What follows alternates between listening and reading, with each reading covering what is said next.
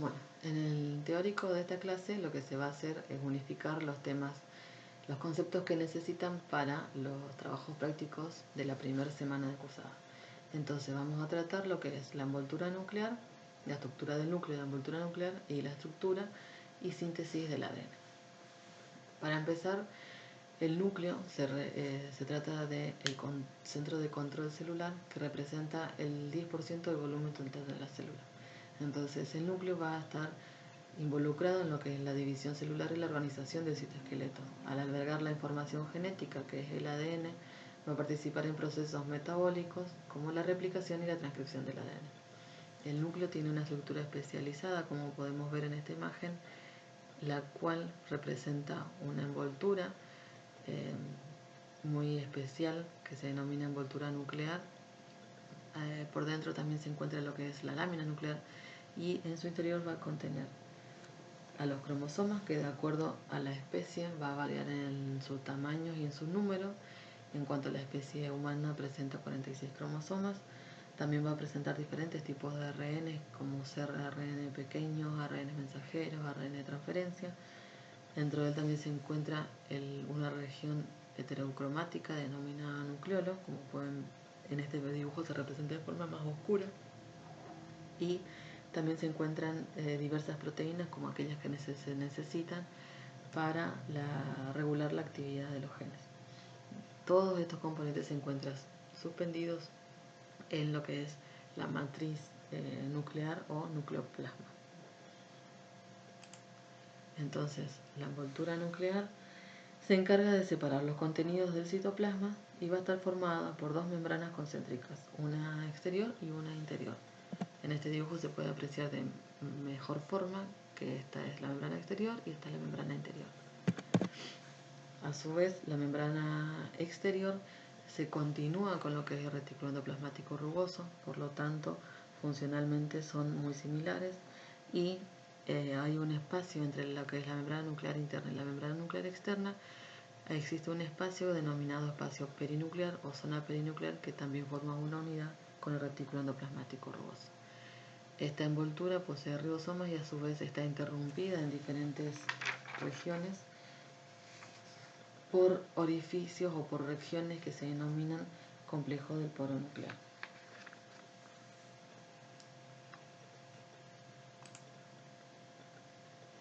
La lámina nuclear está formada por una mezcla de filamentos intermedios, que también se los pueden conocer como laminofilamentos. Estos filamentos se entrelazan, se unen entre sí, formando la lámina nuclear, la cual tiene un rol importante en la división celular, ya que es un punto de unión para la cromatina. O sea, debido a su interacción con la cromatina, cumple un rol fundamental en la división celular debido a que genera el desensamblaje y reensamblaje de la envoltura nuclear mediante procesos de fosforilación y de desfosforilación de las láminas. Las láminas son proteínas que van a conformar los filamentos intermedios que dan lugar a la lámina nuclear. La lámina nuclear tiene una función de moldear y dar estabilidad mecánica a la envoltura nuclear.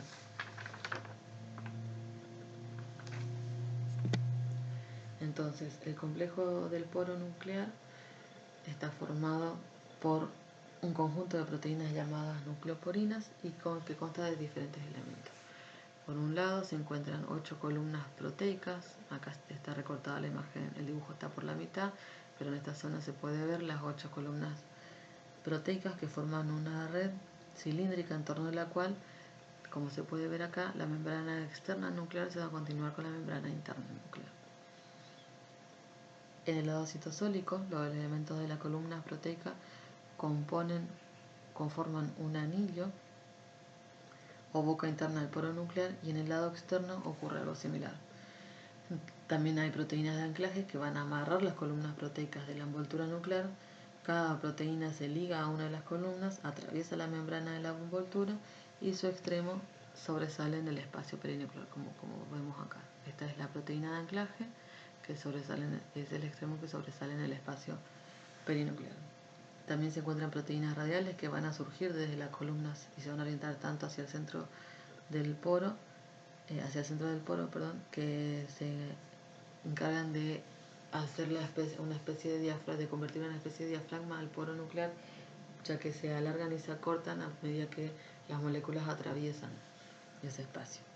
Y también se encuentran fibrillas proteicas que se dirigen hacia el lado citosólico y fibrillas proteicas que se dirigen hacia hacia la región del nucleoplasma, en donde también en el nucleoplasma hay una fibrilla circular nuclear que va a unir todos los extremos entre sí de las fibrillas proteicas, de las fibrillas distales que parten hacia la boca interna, formando una estructura que se denomina la canasta nuclear. Las moléculas pequeñas e iones por lo general se van a transferir en forma pasiva a través del poro nuclear, mientras que las macromoléculas van a forzar el acortamiento de las proteínas, como decía hoy, por lo que el complejo se comporta una especie como un diafragma que adapta su abertura a las dimensiones, de acuerdo a las dimensiones de las moléculas que la van a atravesar. Entonces, hacia el interior del núcleo se van a importar proteínas sintetizadas en el citoplasma necesarias para el ensamblaje de los ribosomas, los factores de transcripción que se necesitan para el proceso de transcripción, factores de empalme necesarios en el proceso de maduración de los ribosomas, y mientras que hacia el exterior se van a exportar subunidades ribosomales, ARN mensajero, ARN de transferencia, factores de transcripción y proteínas que necesitan ser degradadas porque ya no son necesarias. Entonces, tanto la entrada como la salida de moléculas hacia el interior o hacia el exterior del núcleo involucra un proceso con gasto de energía y involucra un proceso en donde las proteínas necesitan principalmente un péptido señal que les indique que deben ser importadas hacia el núcleo o exportadas hacia el citoplasma. Este péptido señal es diferente en el caso de las proteínas que necesitan ser importadas, que se denomina, las siglas en inglés son NLS, su traducción sería señal de importación nuclear. Entonces, estas proteínas que poseen la señal de importación nuclear se van a unir a una molécula denominada importina y van a ubicarse cerca del poro nuclear, donde van a ser transportadas por ayuda de las fibrillas proteicas hacia el interior del núcleo. Al ser transportadas hacia el interior del núcleo, también se ingresa hacia el núcleo una enzima con actividad GTPasa, que es una RAN unida a GTP. Una vez en el citosol del núcleo, esta RAN GTP se une a la importina, al complejo proteína-importina, generando la separación de la proteína, que se separe la proteína de la importina debido a el intercambio de GDP por GTP. Este intercambio de GDP por GTP por medio de la RAN hace que se separe la proteína y quede sujeta en el nucleoplasma del núcleo, mientras que el complejo importina RAN GTP son nuevamente exportadas hacia el citoplasma de la célula, donde la RAN es estimulada para hidrolizar el GTP por GDP y generar así la separación de la importina de la RAN GTP para ser utilizada nuevamente en otro proceso de importación. Sin embargo, en el caso de la exportación, la proteína tiene un péptido señal denominado NES, por la sigla en inglés de señal de exportación nuclear, que se une, esa proteína se une a una exportina y a una RAN GTP. Todo el complejo se ubica cerca del poro nuclear y es transportado con ayuda de las fibrillas proteicas hacia el citoplasma de la célula, en donde la RAN GTP nuevamente es estimulada para hidrolizar GTP por GDP y fosfato, logrando la separación de todo el complejo. Por un lado se separa la proteína, que es mantenida en el citoplasma, por otro lado se separan las portinas y RAN GDP, siendo útiles para un nuevo proceso. Se dirige nuevamente al interior del núcleo para poder generar un nuevo proceso de exportación. Entonces, en el núcleo además se encuentra una región, como decía al principio de la clase, heterocromática denominada nucleolo. El nucleolo no es una estructura con membrana, es una región que, de acuerdo a los diferentes métodos de estudio, fue clasificado de diferentes formas. Por un lado, para la genética es una entidad citogenética, también es un dominio subnuclear, también es una región, una zona, un compartimento o agrupamiento molecular. Para la química, depende del método de estudio, es clasificado de diferentes formas. Esta región se encarga de la transcripción del ARN en ribosomas y de la maduración y del transporte de ribosomas. Además, se organiza en torno a los cromosomas específicos que contienen segmentos de ADN repetitivos y son llamados regiones organizadoras nucleares o con las siglas resumidas NOR. Durante la interfase, estas porciones del genoma están desenrolladas y son localizadas en un dominio del nucleolo, y sobre ello se va a producir la transcripción de los genes ribosomales. Entonces, como decía en un principio, la información genética está contenida en el núcleo, en la estructura del ADN. El ADN es una molécula de ácido desoxirribonucleico que está formado por dos largas cadenas de polinucleótidos. Cada una de las cadenas se compone por la repetición de 4 nucleótidos, de los cuales están formados por un grupo fosfato, una pentosa o un azúcar, que es una desoxirribosa en el caso del ADN, y una base nitrogenada. Estos nucleótidos se unen entre sí, se aparean con bases complementarias. Es decir, los 4 nucleótidos que se repiten a lo largo de la molécula de ADN son timina, guanina, adenina y citosina. Sin embargo, no pueden aparearse al azar entre ellas, sino que son complementarias únicamente timina con adenina, guanina y con citosina, debido a la cantidad de puentes de hidrógenos que pueden formar una con la otra. Entonces, las hebras de ADN que se unen entre sí van a estar unidas entre ellas por medio de enlaces hidrógenos. Mientras que los nucleótidos a lo largo de una cadena que se unen al lado del siguiente nucleótido se unen mediante enlaces fosfodiéster entre el grupo fosfato del extremo 5' de la pentosa de un nucleótido con el grupo hidroxilo con el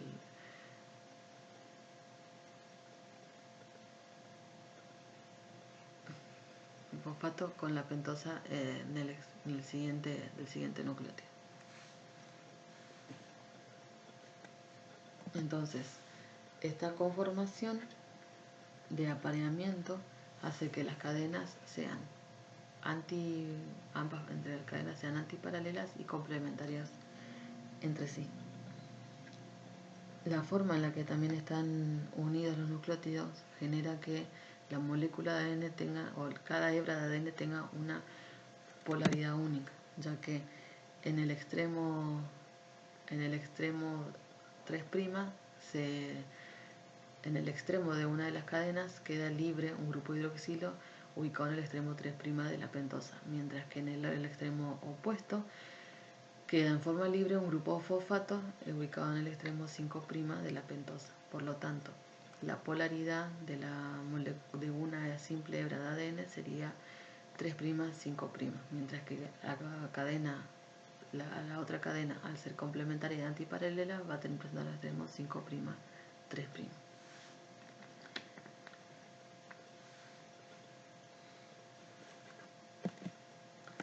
El apareamiento complementario de las bases va a permitir que, además, las bases se compacten en una distribución más favorable desde el punto de vista energético y logra mantener los esqueletos pentosa-fosfato separados en la misma distancia. Entonces, la molécula de ADN va a estar formada, en resumen, por 2 hebras dextróginas enrolladas alrededor de un eje formando una doble hélice, donde las cadenas son antiparalelas. En la molécula se observan además un surco mayor y un surco menor que permiten la interacción y unión con diferentes proteínas.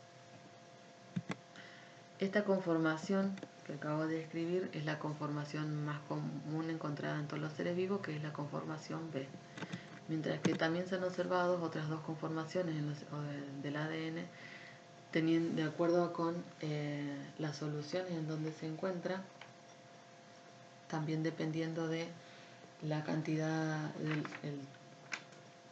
de sus secuencias y el superenrollo y los tipos de la dirección de superenrollamiento, perdón.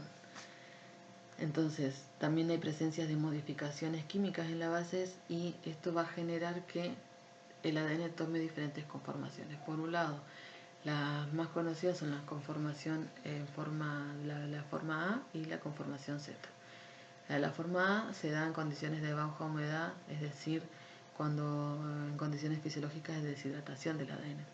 En este caso, la molécula ADN presenta un surco mayor más profundo y un surco menor más angosto y más expuesto. Mientras que en la forma Z, hay más alternancia de purinas y pirimidina y es una molécula, es una hélice del tipo levógira. Acuérdense que la forma B, la ADN, la más común, es dextrógira, mientras que la forma Z es levógira, presenta un surco mayor muy profundo y cerrado, mientras que es un surco menor mucho más expuesto. Sin embargo, se han descubierto otros tipos de conformación de ADN, pero no vamos a tocarlas en esta clase. Entonces, una vez que se dilucidó la estructura de la molécula de ADN y se dilucidó que el ADN era quien contenía la información para dar lugar a las proteínas, que tenían toda la información de la célula, se pudo responder la pregunta de cuál era la relación entre el ADN y las proteínas, porque se planteó que debía haber un intermediario que pudiera traducir esa información del ADN hacia proteínas. Entonces, debido a sus características moleculares, se determinó que el ARN es ese intermediario y se planteó la teoría del dogma central de la biología celular, en donde primeramente se planteó que el ADN se podía replicar y que se podía transcribir a ARN y luego este ARN se traducía a proteínas. Se planteó en un principio que esta información era unidireccional, que solo se pasaba de ADN a proteína a través de ARN. Sin embargo, luego de un tiempo se descubrieron virus que tenían su información genética en forma de ARN, que ese ARN se podía replicar y que además ese ARN podía ser retrotranscripto hacia ADN por la acción de una transcriptasa inversa, que luego ese ADN podía ser transcripto a ARN nuevamente y hacia proteína. Por lo tanto, se amplió la teoría del dogma central, quedando resuelta cómo se representa en este gráfico. Entonces, todo el ADN que tiene una célula, al ser una molécula de gran longitud, para poder ser contenida en el núcleo de una célula, debe estar empaquetada o compactada, o también como se conoce, debe estar por lo general condensada. Entonces, esta compactación del ADN ocurre gracias a su interacción con proteínas que se denominan con distintas proteínas. Estas proteínas pueden ser proteínas histonas y proteínas no histonas. Las proteínas histonas son las que van a dar lugar a un octámero de proteínas, ya que las proteínas histonas son 5. H2A, H2B, H1, H3 y H2A, H2B, H3, H4 y H1. Entonces, las H2A y B y la 3 y la 4 van a formar un octámero de histonas alrededor del cual el ADN, la molécula de ADN va a dar 2 giros, 2 vueltas de la molécula de ADN unido al octámero, y lo que dan lugar a lo que se llama un nucleosoma. Este nucleosoma luego se une a la proteína histona H1 para dar lugar al cromatosoma. Entonces, entre los nucleosomas también hay regiones de ADN que no están unidos al nucleosoma, que se denomina ADN espaciador. Aproximadamente entre 20 y 60 pares de base tiene el ADN espaciador. Esta estructura de los nucleosomas unidos entre sí por un ADN espaciador le da un aspecto a la fibra de cromatina, un aspecto laxo, que se le llama también un collar de perlas.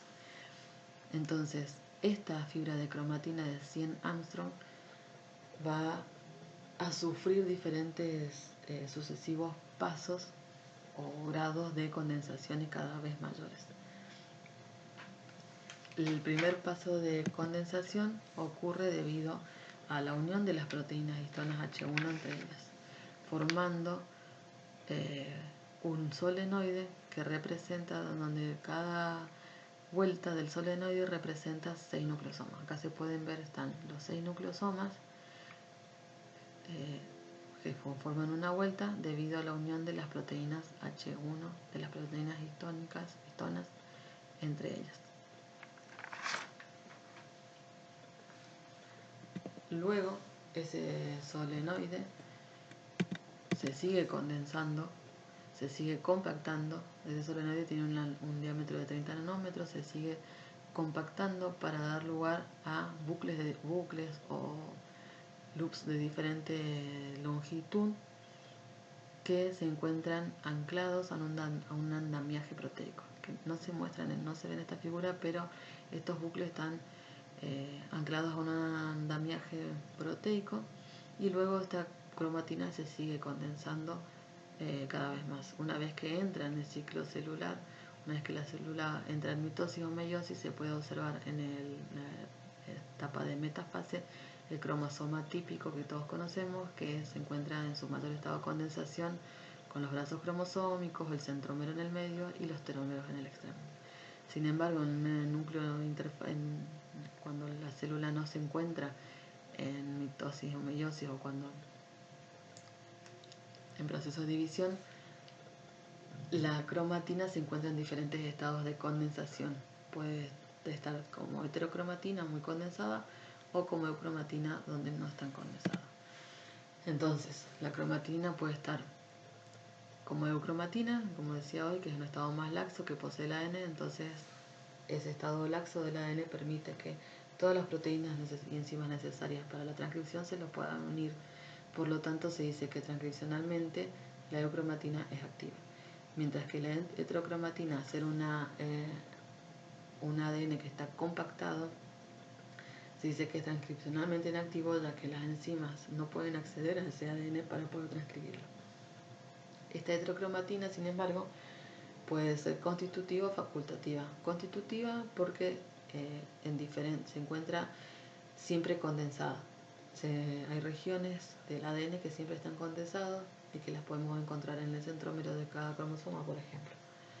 Mientras que la facultativa, sin embargo, va a variar de acuerdo a la función, a la necesidad de cada célula, porque hay regiones del ADN que necesitan de estar condensadas para no ser transcriptas en una determinada célula, mientras que en otras deben estar descondensadas para poder estar activas transcripcionalmente, ya que se necesita que esa región sea transcripta de acuerdo a la necesidad de la célula en la cual se encuentra. Entonces, para que la información del ADN pueda ser transcripta, como vengo diciendo desde hace unas diapositivas, esta información que está en el ADN está estructurada de alguna forma de la cual marcan o determinan cuándo y qué región del ADN se va a transcribir o no. Entonces, toda región o toda secuencia de ADN que es capaz de ser transcripta se denomina gen. Un gen está conformado por diferentes elementos. Los elementos más generales, por un lado tenemos la zona codificante y la zona reguladora. La zona codificante presenta exones e intrones. Los exones e intrones pueden variar en número, por cada exón hay un intrón, pero la cantidad de exones y de intrones que haya en un gen va a variar de acuerdo al tamaño de ese gen, de la secuencia codificadora, depende de muchas cosas, pero no hay un número fijo de exones e intrones para cada gen. Entonces, los exones son las secuencias que van a dar lugar luego de la transcripción y maduración del RNA mensajero, son las regiones que van a codificar para las proteínas. Hasta ahora, por lo que se sabe, los intrones no codifican, son secuencias no codificantes. Entonces, la zona codificante va a estar formada por exones e intrones. Al final de la zona codificante se encuentra un punto de terminación de la transcripción que marca o da la señal de que hasta allí se tiene que transcribir ese gen, que no se debe continuar después de ese punto. Entonces, el punto de inicio de la transcripción va a estar antes de la C región codificante y la zona reguladora es una zona que puede estar cerca o puede estar, por lo general en realidad está lejos de la zona codificante. La zona reguladora va a presentar diferentes tipos de secuencias. Por un lado, secuencias que hacen el trabajo de ser promotores, es decir, son los que se unen a factores de transcripción, son los que dicen en qué momento, a partir de qué nucleótido se debe transcribir ese gen. El promotor tiene secuencias consensos de inicio, secuencias consenso denominadas TATA porque tienen timina, adenina, más una secuencia NR que es la del inicio de la transcripción. También hay otra secuencia de concepto que es ese consenso, que es citosina, adenina, y timina. Y además, antes del promotor se encuentran, antes me refiero a corriente arriba, ya que la transcripción del gen ocurre desde el 5' hacia el extremo 3'. Entonces, cuando hablamos del extremo 5', nos referimos a que estamos corriente arriba del gen, y en el extremo 3' nos referimos a que estamos corriente abajo del gen. Entonces, hacia el corriente arriba del gen también hay secuencias que son reguladoras, ya que pueden ser silenciadoras o inhibidoras o potenciadoras de la transcripción de ese gen. Es decir, que van a determinar cuándo se transcribe el gen y cuántas veces. Si lo inhiben o lo silencian, quiere decir que no se va a transcribir ese gen. En cambio, si lo potencian, pueden generar la sobreexpresión de ese gen, ya que van a generar que haya más copias de ese gen de lo que debería haber.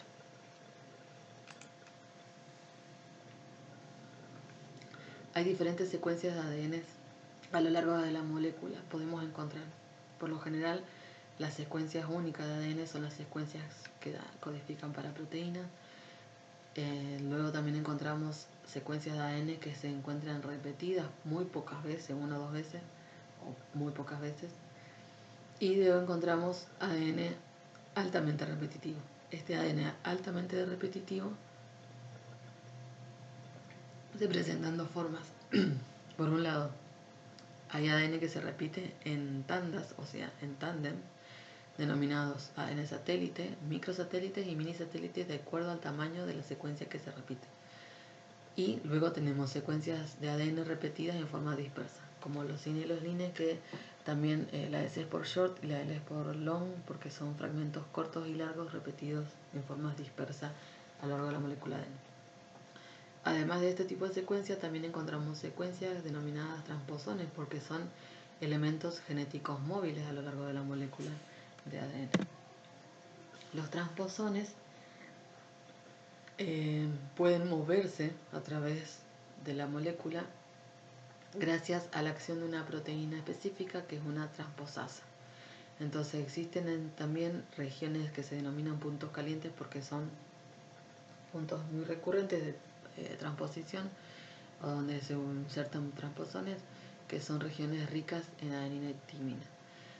Se produce una subduplicación de la secuencia aceptora antes y detrás del transposón, y el movimiento de este transposón puede reestructurar muy drásticamente al cromosoma hospedador, ya que se ubica, de acuerdo a donde se ubica, puede generar el silenciamiento o la sobreexpresión de algunos genes. Entonces estos transposones se van a clasificar de acuerdo al contenido en simples o compuestos. Simple cuando tiene una secuencia o elementos de inserción, contiene una secuencia central que codifica para la transposasa y está flanqueada por secuencias que se repiten en ambos extremos en forma invertida. Mientras que el compuesto tiene un elemento de inserción en cada extremo en orden directo o inverso y una región central con la transposasa, que además también puede tener otro tipo de información. Según la estrategia de la transposición, existen los transposones de ADN y los retrotransposones y los transposones de clase 3. Los de clase 3 son mini transposones que se comportan como elementos móviles, como los MIT. Los retrotransposones se mueven dentro del genoma haciendo primero transcriptos primero a ARN y luego retrotranscriptos a ADN por la acción de una transcriptasa inversa, mientras que los transposones de ADN se mueven saltando de una localización a otra sin copiarse, mediante una actividad transportasa específica que realiza procesos de corte y empalme. Es una transposición conservativa. el hecho de que un transposón se mueva sin copiarse de una región a otra genera un hueco en la zona, en el genoma donador o en la zona, en la sede donadora, digamos, que queda vacía y que si no se repara pronto puede ser mortal puede ser muy perjudicial para la célula. De acuerdo al mecanismo, la transposición puede ser conservativa o no conservativa.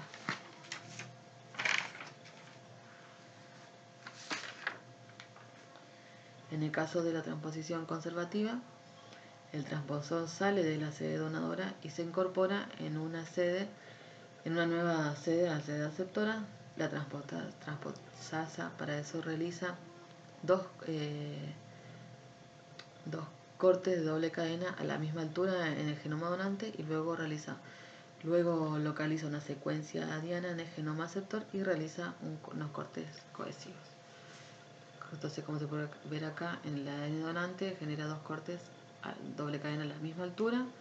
El transposón sale, se dirige al ADN aceptor donde la transposasa realiza cortes cohesivos. El transposón se inserta, la transposasa liga los extremos y una ADN polimerasa completa los huecos duplicando la secuencia de ADN.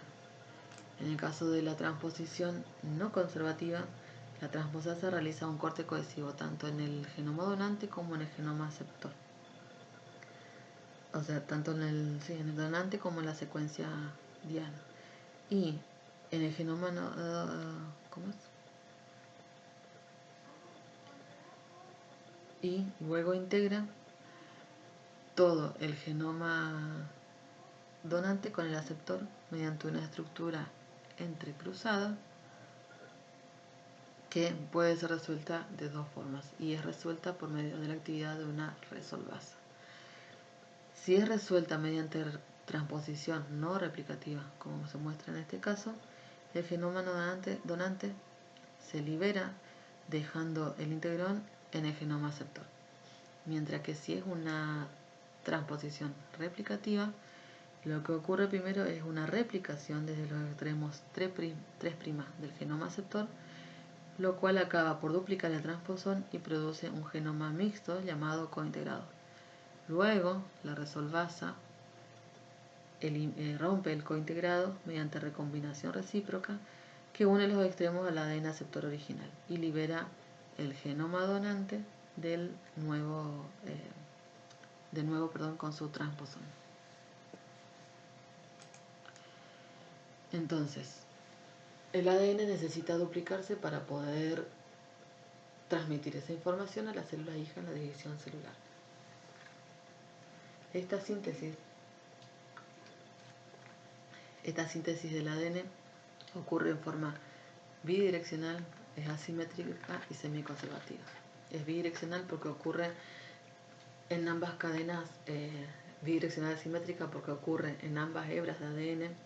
La molécula de ADN se separa y la síntesis de ADN ocurre en las dos hebras simultáneamente.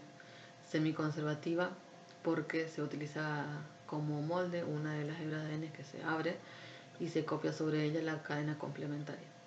Además, contiene diferentes elementos. La síntesis del ADN necesita de diferentes elementos para poder ocurrir. Por un lado está el replicón, que es la secuencia de ADN cuya estructura va a garantizar la autorreplicación y está compuesto por el punto de origen, la horquilla de replicación y el punto de finalización. Por otro lado, tiene muchas enzimas involucradas, como son la topoisomerasa, las helicasas, las proteínas fijadoras de ADN, las primasas, polimerasa y ADN ligasa. En el caso del replicón, el punto ORI es el punto de inicio que marca dónde deben unirse las enzimas involucradas en la replicación para iniciar la síntesis del ADN. La horquilla de replicación es el punto en donde ocurre la replicación, que es la región que abarca entre el punto de origen y el punto de finalización. ITER es el punto final donde se encuentran pequeñas secuencias encargadas de estabilizar la doble-helada de ADN y de dar la señal de finalización de la síntesis del ADN. En cuanto a las enzimas, las topoisomerasas son las encargadas de reducir la tensión molecular causada por el superenrollamiento del ADN Y la girasa, un tipo de topoisomerasa, es la encargada de desestabilizar la estructura helicoidal del ADN, actuando como iniciador de la replicación. Las helicasas se van a desplazar a lo largo de la molécula de ADN separando las dos cadenas mediante ruptura de los enlaces hidrógenos que hay entre las cadenas paralelas, complementarias, y hay proteínas fijadoras de ADN que van a estabilizar estas cadenas que están separadas, uniéndose a ellas, ya que una vez que se separan las hebras, necesitan ser estabilizadas, si no se van a volver a enrollar. Las proteínas fijadoras de ADN o que se unen al ADN en procariotas se denominan SSB por proteínas de unión a cadena simple, y las proteínas en eucariotas se denominan proteínas de replicación A o RPA. Las primasas son las encargadas de sintetizar el cebador de ARN, son ARN polimerasa, debido a que para que una polimerasa pueda elongar una cadena o generar la cadena de ADN necesita primero iniciarse a partir de un cebador que tiene aproximadamente 10 pares de base. Este cebador es sintetizado por una primasa. Luego se encuentran las polimerasas, que son de diferentes tipos en procariotas y eucariotas. Algunas tienen actividad nucleasa y reparan los errores, eliminando los cebadores de ARN y reemplazándolos luego por nucleótidos de ADN. Y finalmente la ADN ligasa es la que se encarga de unir los fragmentos de Okazaki, generados en la hebra retardada. Realizando la unión de estos fragmentos, los realiza mediante la formación de enlaces fosfodiéster entre los nucleótidos pertenecientes a dos segmentos subyacentes. Entonces, para que se entienda mejor cómo ocurre la replicación del ADN,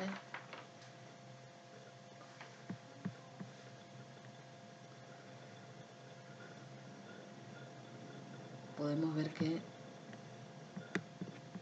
esta es la molécula con el extremo 5' hacia 3' y 3' hacia 5', en donde la iniciación se da por la acción de las helicasas, que van a romper los enlaces, los puentes de hidrógenos, y van a separar las dos hebras de la molécula de ADN, generando lo que es la horquilla de replicación. Entonces,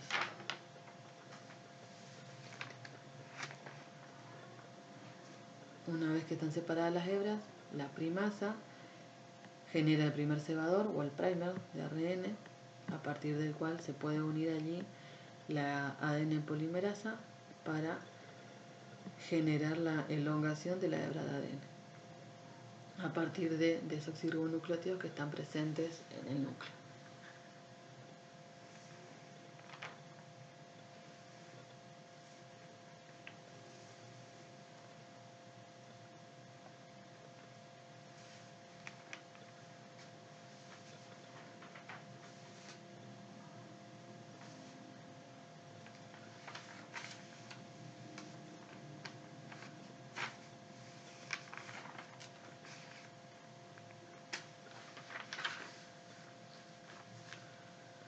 Sin embargo, en la hebra que ocurre en sentido contrario, la ADN polimerasa no puede generar una molécula de ADN, una hebra de ADN continua a partir del cebador, porque no puede trabajar en el sentido contrario. Por lo tanto, la primasa genera varios cebadores o varios primers de ARN, a partir de los cuales se une la ADN polimerasa alfa y rellena los espacios, forma los fragmentos de Okazaki, que es rellenar los espacios entre los diferentes cebadores.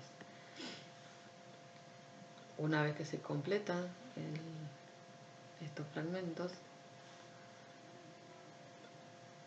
una enzima con actividad isonucleasa lo que hace es separar esos cebadores de la molécula de ADN, y la polimerasa completa los huecos con un cebador de ADN.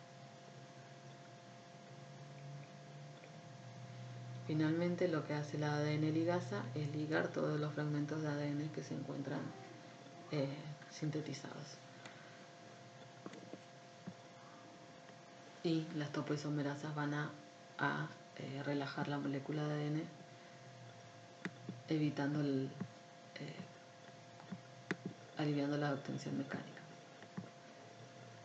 Entonces, las polimerasas son diferentes, o sea, no es que son diferentes, sino que tienen nombres diferentes en eucariotas que en procariotas. En eucariotas son más complejas, mientras que en procariotas tenemos las ADN polimerasas 1, 2 y 3 involucradas en la síntesis del ADN. En el caso de las eucariotas tenemos 5 polimerasas diferentes nombradas con las letras griegas. En el caso de la hebra continua, esta ADN polimerasa es la que se encarga de replicar la hebra continua, es decir, a partir del cebador, mientras que en la hebra retardada es la ADN polimerasa alfa la que va a sintetizar los fragmentos de Okazaki. La ADN polimerasa beta es la que va a rellenar los huecos de ADN que quedaron, es decir, va a reparar los huecos en la hebra de ADN que quedaron cuando se eliminan los cebadores de la hebra retardada. Y la ADN polimerasa gamma actúa en la replicación del ADN mitocondrial, que no lo vamos a ver ahora. Entonces, la ADN polimerasa 1, 2 y 3 en procariotas van a realizar actividades como en las eucariotas. Por ejemplo, la ADN polimerasa 3 es la que se va a encargar de elongar la hebra de ADN a partir del primer. La ADN polimerasa 1 es la que va a degradar el primer, los cebadores que quedan, y va a rellenar el hueco con desoxirribonucleótidos. También hay topoisomerasas que van a relajar el superenrollamiento. También están las proteínas, como decía hoy, estabilizadoras de la cadena sencilla, que son las proteínas de unión a ADN. También está la primasa, que es una ARN polimerasa que es la generadora del cebador o del primer. Entonces, las únicas que van a diferir, tal vez en su nombre, son las ADN polimerasas en procariotas con respecto a eucariotas. En el caso de los telómeros, como mencionaba al principio, los cromosomas tienen un subextremo, regiones denominadas telómeros. Lo que ocurre con los telómeros en la replicación es que en la hebra que se replica en la hebra retardada, cuando queda el último cebador, la enzima no puede, como no puede actuar en esa dirección, no puede replicar, una vez que se elimina ese cebador, no puede cubrir con desoxirribonucleótidos. Entonces, esa hebra, esos extremos cada vez se van acortando más a medida que ocurren las divisiones sucesivas. Este acortamiento de los telómeros del cromosoma el acortamiento del cromosoma genera que esa célula luego termine envejeciendo y termine en apoptosis, porque llega a un punto crítico en el cual esa célula no puede dividirse más debido al acortamiento que tiene, al acortamiento de los cromosomas.